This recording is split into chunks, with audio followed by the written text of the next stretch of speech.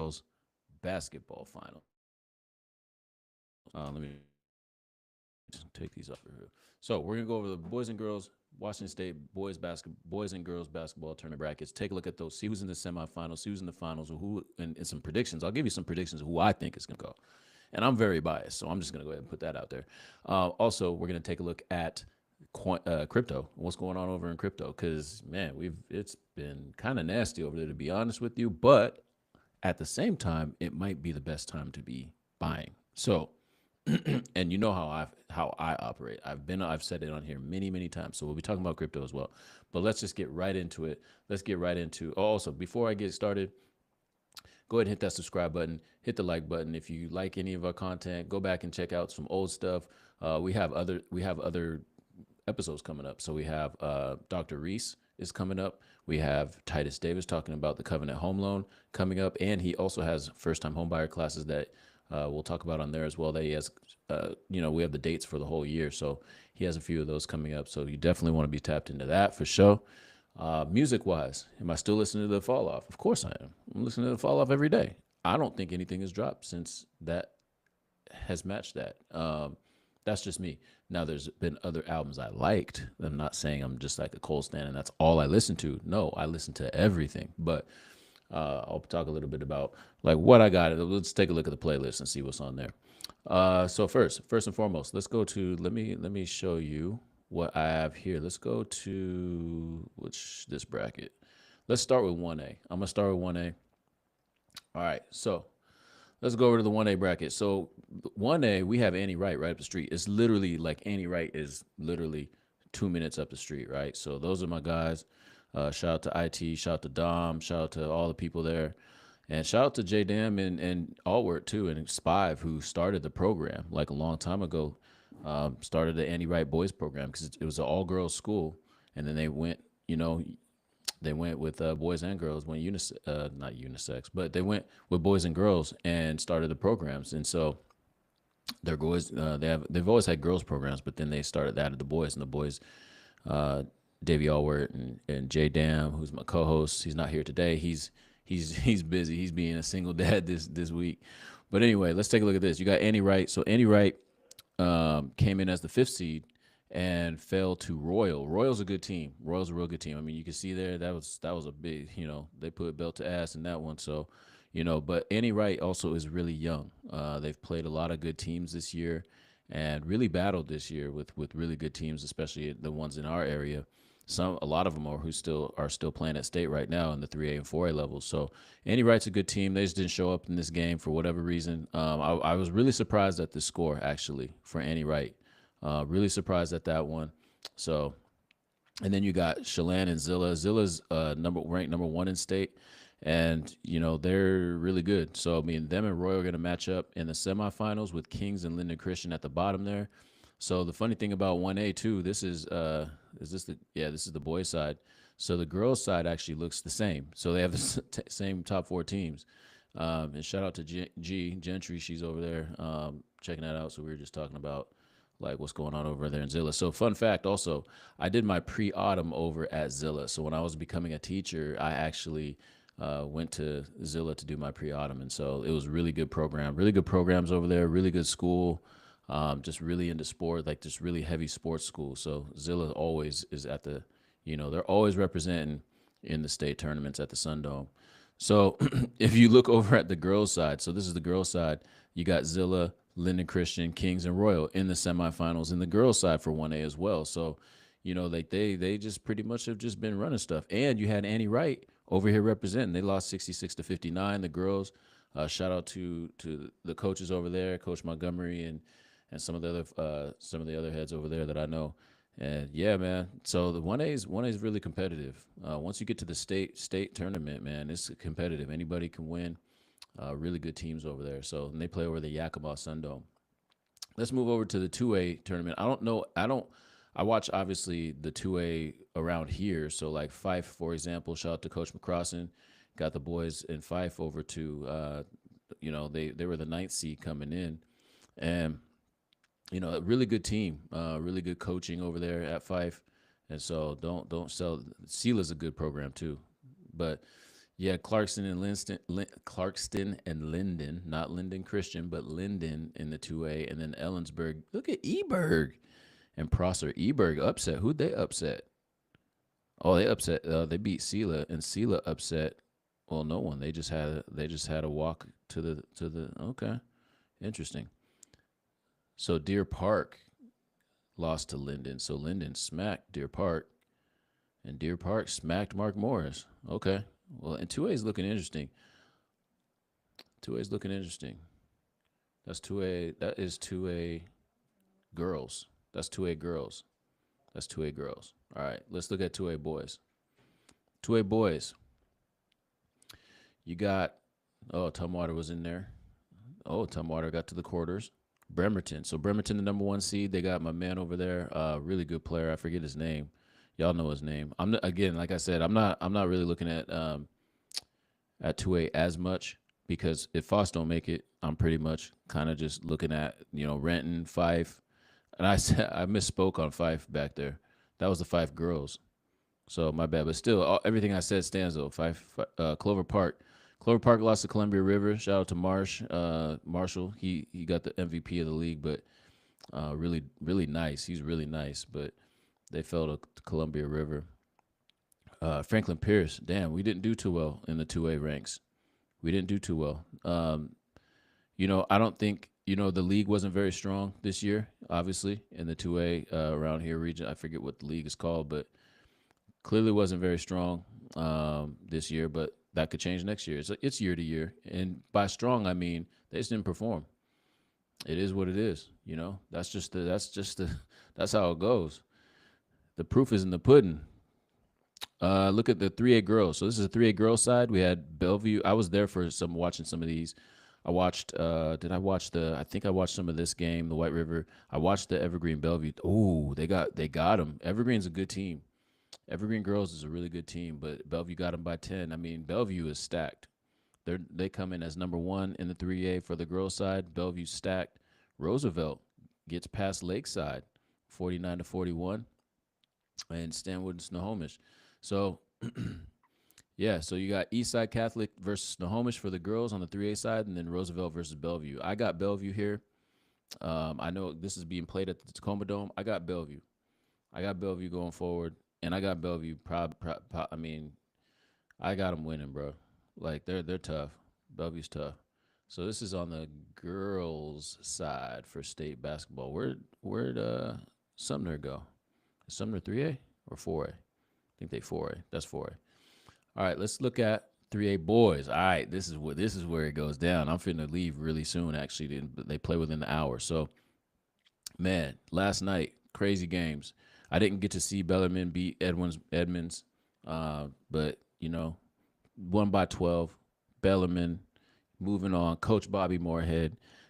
Bobby played for me as a freshman. I was a head coach at Stadium when he was there as a freshman.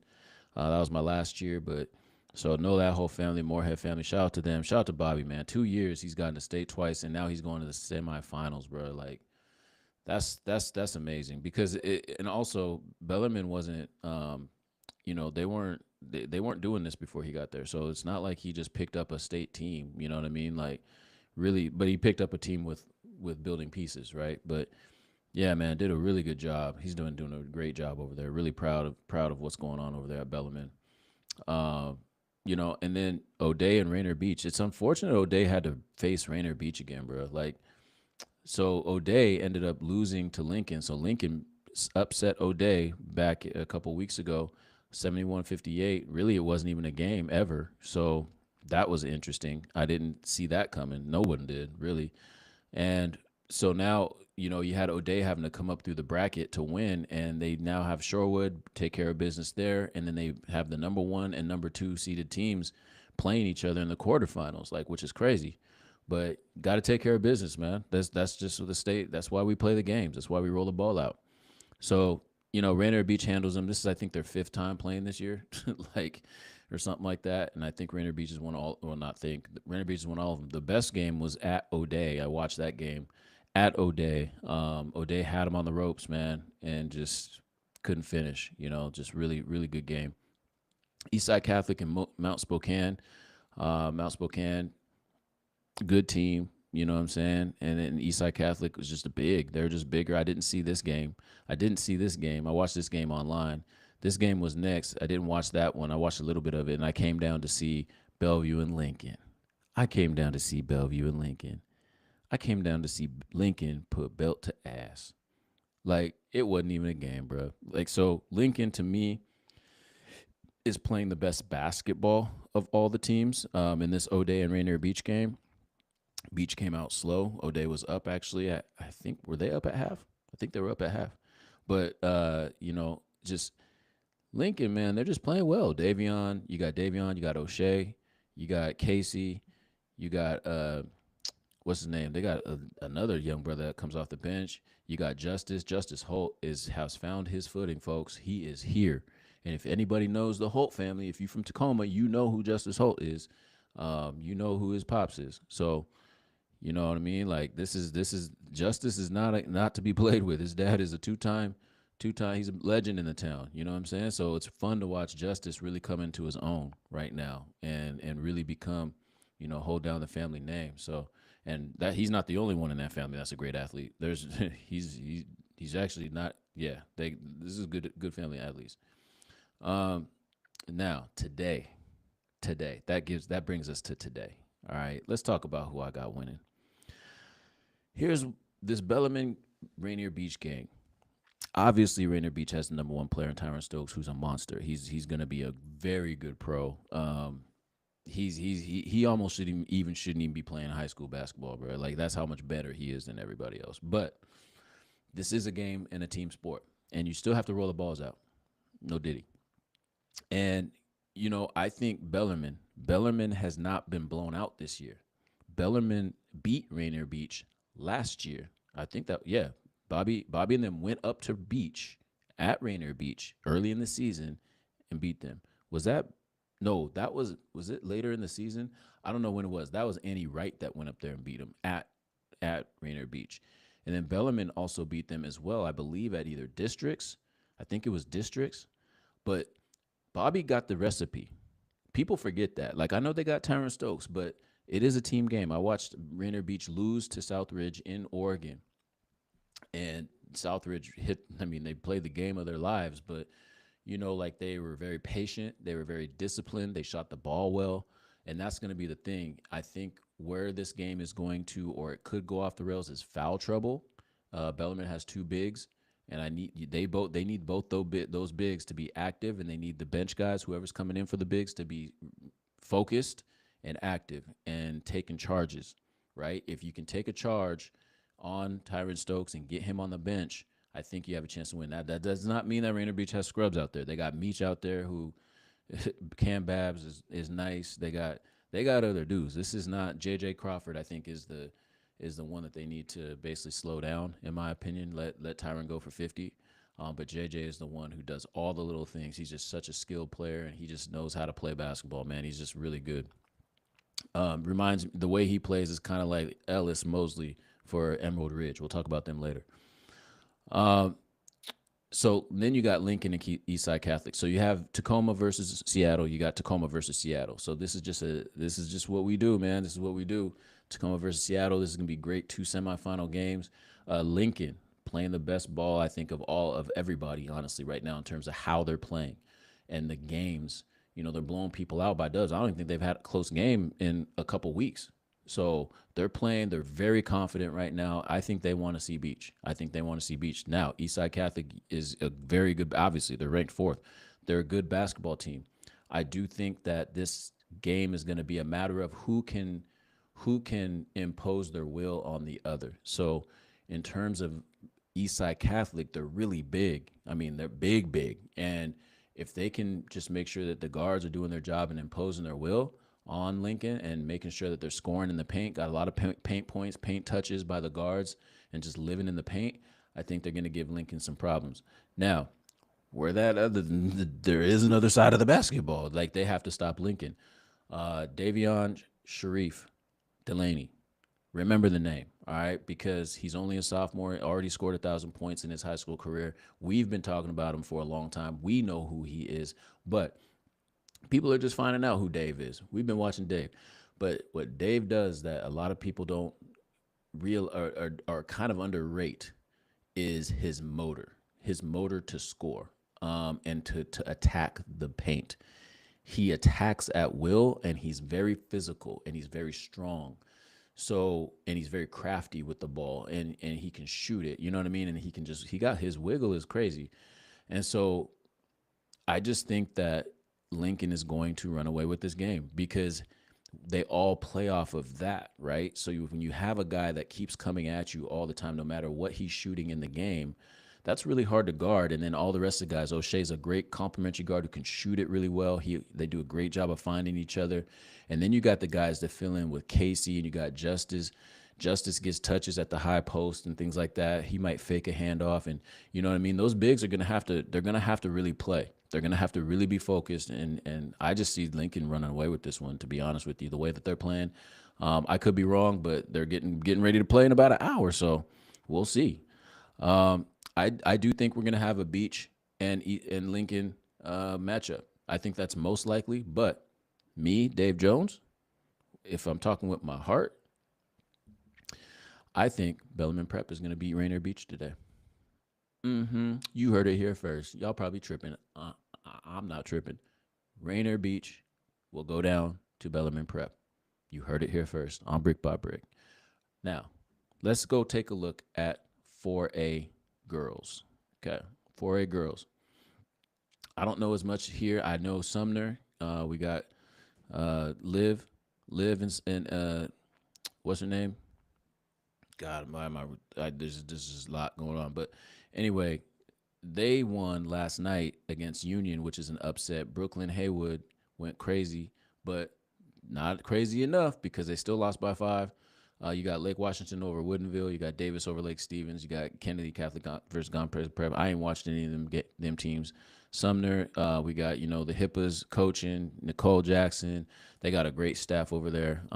And, I see them beating Lake Washington. I mean, this is gonna be a good game, actually. Lake Washington's nice. They got some girls over there. I mean, this is a great 4 right here. Kennedy Catholic and Davis both really good. Oh, Davis is cold. Actually, never mind, man. This is gonna be, man. I'm going up there to watch these games, bro, and I'm gonna have to sit in the middle because both these games is gonna be really good games. So really good games tonight, man, at the Dome. So can't wait to get up there. Let's go. Last one, 4A. Puyallup and Gonzaga Prep. This was a really good game. This was the championship game from last year. And, man, it was really hard for both teams to score, but I felt like Puyallup had many chances to win. I feel like Puyallup should have won this game, honestly. Their point guard number 2, I think he's a sophomore. I don't know his name, but he's cold. He was hooping. I'm looking forward to seeing him play a little bit more. You got Sontag, you got Nasnik on there. You got sons of guys who actually were guys in the area in terms of players, coaches. Just really good, well-coached team. Eric Olson's over there. Like, Puyallup plays really good basketball, man, and they just couldn't score enough, man. I mean, both teams, it was just like, man, this is crazy. Like, it wasn't no buckets being scored. It was really physical, really tough game. And then you had Mount Si and Emerald Ridge, and shout out to the Neff, Ellis Mosley. Like, he just starting like a couple, you have a sophomore that's playing well, you got to start him, and it's hard for the team, I know, but it's for the best for the team. That was one of those ones where the coach made a decision and he stuck with it, and it's paying dividends because now, after losing, they got smacked by Richland. Where was that? That was back here somewhere. They got that ass. So right here, 79-56. They went over to Richland, lost to them, and then had to play their way back up, beat Redmond, took care of them, and then took care of Mount Si. So now we have Emerald Ridge versus Gonzaga Prep in the semifinals. I think Emerald Ridge has a really good chance to get to the state finals. That's crazy. No one would. I would have never thought. I would have never told you that Emerald Ridge is getting to the state final. Like, I mean, they're a good team. I'm not saying they're not a good team, but to watch Ellis go crazy last night, I think he had 17 or 19 in the game. That was just like, I mean, you gotta understand. This is my nephew. Like, this is watch the dude be born. You know what I'm saying? Like, I don't know. It's really fun to watch these kids, man, and really fun to watch. And Mose, shout out to Mose. He's been on the show. He's been on Brick by Brick. Go back and watch the one about parents and coaching. So that's his son, Ellis Mosley. So he had a great game. Mays is nice. They got hoopers on Emerald Ridge, so I ain't gonna front. They got hoopers. Glacier Peak and Lake Washington. I didn't get the chance to watch that one, and then West Valley and Richland. That was after the game last night. They took care of West Valley, won by 14. So we got Richland and Lake Washington tonight as well. So I'm really looking forward to these games. This game's at 9. This one's at I think 7:15 or something like that. So I'm gonna be at the Dome all night. I'll probably watch a little bit of this one and then head out. But yeah, it's a lot going on down at the Dome, man. Man, shout out to the Emerald Ridge Jaguars, man. Little Mose. I was so proud, man. We were jumping up and down. He hit a shot at the end of the third quarter, a heave, and it went in. It was just one of those nights, man. And so Mount Si though, Lattimore Ford, we've talked about him on this show. We've talked about Lattimore on this show. He had a play, bro, where he literally backed this dude down from like 3/4 court. Like he was just bringing it up, and he went one way, turned the defense turned him, so he did a little spin, turned the other way. He turned the other way, he got turned, and he turned this dude. He just took this dude all the way to the rim and just dunked on him. It was crazy. Lattimore Ford is going to be a problem. Good to see him healthy. Good to see his bounce back. Good to see just him playing basketball. He's been out, and Mount Si is a really good team, but yeah, they got beat. They just got beat by the better team last night. So let's talk about what's going on with crypto real quick. Let's see. I'm gonna bring that up. Yeah, really excited about the games I saw last night. But what's going on in crypto, man? So this is Bitcoin. So let's take a look at Bitcoin. So Bitcoin has been not doing very well, obviously.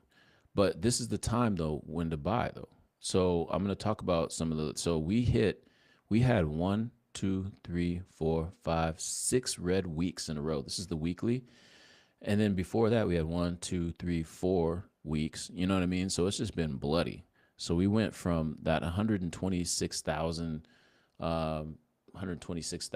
top in October, and we've just been dumping ever since. We had some sideways action right here in November, but into January, so December, the month of December into January was set sideways, and then we just had another dump. So now we're back sitting at around the 200 weekly. So the levels that people are watching are 70,000. So we had just crossed 70,000, but then we, which for the first time in a long time, we had been bumping up against 70,000. And then we just broke through it yesterday. So that was a good sign because we'd been bumping up against 70,000 resistance, and then we blasted right through it. So what I was looking for was for us to land back on the 70,000, and we actually just went right under it today. So we were sitting at 70, and then let's take a look at the 1 hour, or let's go look at the 4 hour. So we even got up to 74, but you can see here, this is where I was saying we were bumping up against the 70. We bumped there, we bumped there, we bumped there. So, that's between February and the end of March. And then you could see that we were just still trying to play with this area, pause. And so when we busted through, the other day, that was a good sign. We had 3 4-hour candles, 4 4-hour candles in a row. And then now we're just dumping again, and we went back down a little bit, around 70, which is where we want to be. So you see this little area right here? So this little area right here is where you want to be. If we go further down and under here, we're cooked again. But here's what I'm looking at, though, mostly. What I'm looking at is the fear and greed. Y'all know, just look at the fear and greed. Just trade that. So if you look at that fear and greed, here's the fear and greed. We spent more time. I think this is the most time we've spent that low in the fear and greed. And I don't know if it's history or what, but we're just getting out of fear. Extreme fear, sorry. So we were in extreme fear from the 31st of January to the 3rd of March. That's a long time to be in extreme fear. So I feel like there's nowhere to go but up. So if we're going to stay in this area, then great, but that's where you buy. I mean, most people, every time we get to that extreme fear, you can see that we go back up. Even if we retest that fear, that extreme fear, there at some point it has to go to the opposite end of the spectrum. So we spent all that time down here in extreme fear, and I just feel like there's nowhere to go but up. So I've been dollar cost averaging, like I say, and just dollar cost average. I just set it and forget it. But every week, I'm definitely buying crypto in terms of Bitcoin. Right now, my dollar cost averages are Bitcoin and Tau, BitTensor. So that's it. I would recommend if you're going to do that, and this is not financial advice. I'm not a financial advisor, but Bitcoin, and here's why dollar costing average Bitcoin, because everything else is going up. Gold is going up and having going parabolic. If you are an oil person, you just went to war and oil's getting ready to spike, I think. So, those are really big indicators. But let's take a look at this Bitcoin monthly returns chart. So the Bitcoin monthly returns chart shows, look at this. We had so many people I know have left. So many people I know have left, bro. Like we've had the whole Q4, and I talked about that on here. The whole Q4. Last time that happened was 2018, where all of Q4 was red. And before that had to happen, nope, it's only happened one time. So we have 3 straight months of red to end the year, and then we have 2 months of double-digit red months to start the year. So yes, sentiment was in the toilet, but now for the first time in 5 months, almost a half a year, we have a green month. So I think March is going to be green. How much green? I don't know. I hope it's more, but I think that there's nowhere else to go but up from here. Like I feel like there's going to be, maybe a red month in April, and then another green month, and then another green month, and then a red month, and then a red month, and then another green month. I think that we're going to have that. It's not just going to be down only for 5 months in a row anymore. I think we're past that. I think you needed that for. I think it's manipulation. I think it's part Clarity Act games, and so here's that when I'm talking about the Clarity Act. So this is a big thing that's going on right now is the Clarity Act. The Democrats, or I'm sorry, the Republicans want to get this Clarity Act through because they're scared that if they lose the midterms coming up, then basically they won't have a shot at Clarity Act passing with the Democrats in blocking it essentially. So right now you have the House and you have the Senate, and if you get this on the table, it's most likely going to pass, and so that's what they're looking for. But the banks are apparently holding it up with yields, so stablecoin yields. That's what they're fighting over right now. So last summer, the Stablecoin Act, the Genius Act, passed, which is for stablecoins, and pretty much when that happened, we thought that Clarity Act was going to just be okay, cool, we're getting Clarity Act in the fall. That didn't happen, obviously. The government shut down. So it was actually the opposite. And then when we got to the next year, we're like, okay, well, when they go into legislative session, we're going to be able to get Clarity Act passed. It's been going back and forth for a while now, and I feel like nobody's listening or looking at this, and I feel like they should, because this is major. Like, this is literally upending our whole financial industry, which is already kind of happening. So the Clarity Act, they're fighting over, over yield. The banks want to keep their yield. So basically what we're saying is crypto is basically saying, no, the yield should go to the customer that's having their money in the bank. We should pay them a portion of that yield. Right now you're getting 0.1%, not even like a tenth of a percent. Well, you should maybe be getting 2%, right? And then you ask, well, where's that yield going? Where's the rest of that yield going? Oh, guess what? It's going to your bank, and they're lending it out of other places for more yield. You know what I mean? So the banks have a rigged business model, in my opinion, but it's a great business model for them, not so much for the consumer. Your money's safe by FDIC rules, but I just feel like that's something that they're fighting over, because crypto is basically saying, no, we want our consumers to have the money. So, or at least, we should offer them some more incentive than what they're already getting to put their money in the bank. Because why would you put it in the bank and just let it sit there for nothing? While the bank gets to use fractionalized lending and lend it out at 7% or whatever the rates are. So, I think that's something to look at. So, and then Trump is starting to get more involved. He's basically saying, like, we got to get this across the board. So here it is right here. The Genius Act. Well, we can just sit here and watch this. Oh, it says right here, the Genius Act is being threatened and undermined by banks, and that is unacceptable. We are not going to allow it. The U.S. needs to get market structure done ASAP. Americans should earn more money on their money. The banks are hitting record profits, and we're not going to allow them to undermine our powerful crypto agenda that will end up going to China and other countries. I don't like this fear part. This fear part, I don't need the end of this. This is how he rocks. But I agree with this first part. I don't say that much about the orange man, but I do agree right here. So, I don't need this fear part though. Like, oh, if we don't do it, then that's just how the Republican Party has messaged since Reagan era. That's how white supremacists like they like to say things of like, oh, they're gonna like the boogeyman is gonna take your cheese. Like, come on, bro.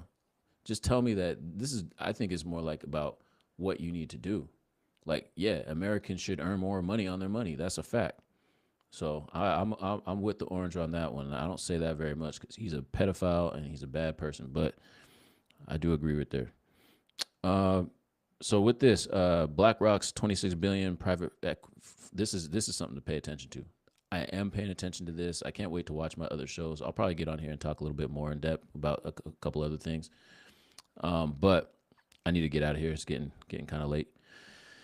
BlackRock's 2.26 billion private credit fund is limiting how much investors can pull out, capping withdrawals at 5%, even though investors asked for 9.3%. Blackstone's similar fund processed a record 7.9% of shares of withdrawal requests this week, with the firm and employees covering the rest. That could be something kind of big. Let's see what people are saying down here. Grok explained to me like I'm a low IQ person. That's funny. They take your money but lock the gate when you want it. Yeah, so if you can't take your funds off of this platform, that's not good, bro. Hopefully that doesn't last very long. Hopefully people can get their money out or do whatever they need to do with their money. But yeah, that's a few things that's going on in the crypto space. I'll have a little bit more, but Washington State, I got B Prep, I got Tacoma. I got Tacoma today, semifinals. So shout out to them. By the time you listen, actually no, I'm just gonna keep this up on the live. So anyway, y'all be good, man. Y'all be blessed, and shout out to all the state performers, everyone that won at state, everyone that lost at state, everyone that got to state, everyone that got to districts. That's still getting the districts is an accomplishment for some teams. You know what I mean? Depending on your team, depending on like what your expectations are. So I think with state, it's just really cool to just get there and experience it. So anyway, I'm really dope. So I went through state with my son for boys swimming, and their season was over, but really fun watching. There's a kid from Lakeside who I think he's like a top man. He won everything, bro. Like he was amazing. We'll definitely be watching him in the Olympics for sure. That's how good that dude was. Everything he did, he was amazing to watch. But anyway, yeah, with that, y'all be good, man. That's a little bit I got. Oh, NBA, Lakers. How can I get out of here without talking about the Lakers, Luke? First of all, Anthony Edwards is Michael Jordan. Anthony Edwards is Kobe Bryant. I would like all the MJ stands and all the Kobe fans and actually not the Kobe. I'm gonna leave Kobe fans out of this because that's warranted, right? Kobe was better than Mike. I need the MJ stands to get off the dude nuts. He ain't even watching basketball no more, bro. He's over in NASCAR. Like, and shout out to him winning. Like, that's dope. But like your stands, bro, you couldn't even finish your obligation with the NBA on NBC. He does not care about basketball no more, bro. Like, and that's okay. He's moved on. You know what I'm saying? That's what people do. And it seems like his stands have not. And it's like, all right, here's what I got for you, man. This dude named Anthony Edwards, who's every bit of Michael Jordan, he jumps even higher. He booms on even more athletic people. He shoots the three better. He's just a better basketball player, but he's a shooting guard, and he does all the things, in my opinion. He's a better basketball player, in my opinion. So just go ahead and watch him, man. Just go ahead and watch Ant Edwards, man. Let that be an Ant Edwards stand, please. I beg you, please. That's my rant on that. Luka, the Lakers. Lost to Denver last night. Got to play the Pacers tonight. I think that the Lakers are not a fun matchup in the playoffs. At the same time, they are a fun matchup in the playoffs. Let me explain myself. The Lakers don't play defense. Last night they played defense. Last night they were actually flying around, and it was unfortunate they lost, but they built. I feel like they built on some habits last night defensively. And if Luka needs to score and operate at a very high clip offensively for him to make up for the defensive ineptness. You can look at steals. Oh well, he had so many steals, and I'm like, man, that don't matter, bro. Like if it's his side of the ball or the floor, your defense is getting pierced. That means someone's getting into the paint. That means someone has to help. When someone has to help, you kick, and now all of a sudden you're just one down the whole rest of the time. That happens damn near every time. Or they might hunt him. You know what I'm saying? Like there was a game JJ had at the last minute. We had to get a stop, and Luka was out there. JJ needed to take Luka out the game because what happened? They hunted Luka, had him at the top of the key. He had to guard. They pierced the defense. Dude got all the way to the rim, kicked out, and then they made a three. That was against who? Who was that against? That was a bad loss. The Magic. That was against the Magic. Bad loss. Bad loss. Shouldn't have lost that game. So when you're a superstar, and Luka's I'm a very big Luka fan. I love his game, right? But when you don't play any defense, or you don't, last night he tried. So last night was actually better, but it can't be like, oh, last night was good. Like him trying is like you're a below average defender trying. When he's not trying, it literally hurts the team. So unless he's scoring 30 or has a 30 ball, but then that hurts the team because no one else is touching the ball because of the style of the play. Yeah, he can have 11 assists, but it's the style of the way those assists became because he's the point of contact with the ball, and the assist comes without anybody else touching the ball. Like it's his action. He got to get to the thing. He makes a read. He might make the third option read, and then he hits it in the opposite corner, whatever. That kid shoots it, and he makes it. That's an assist. But at the same time, it's like, yeah, but nobody touched the ball. Like it's very ball dominant. So I say all that to say I do like the Lakers. I can't wait to the playoffs. AR, hopefully they can find some footing there. But that three actually has done better than people have said past the All-Star break. So we'll see. They're getting their footing. They're getting their chemistry. So I got to get down to this dome, man. So appreciate y'all tapping in. J Dan will be back next week. Hopefully he's hella busy. He's got a lot going on, but we'll have some more guests on. I'm gonna get someone on next week. But yeah, we got a couple more episodes for y'all. Y'all be good, all right? Make it a good weekend. All right. Enjoy yourselves. Peace.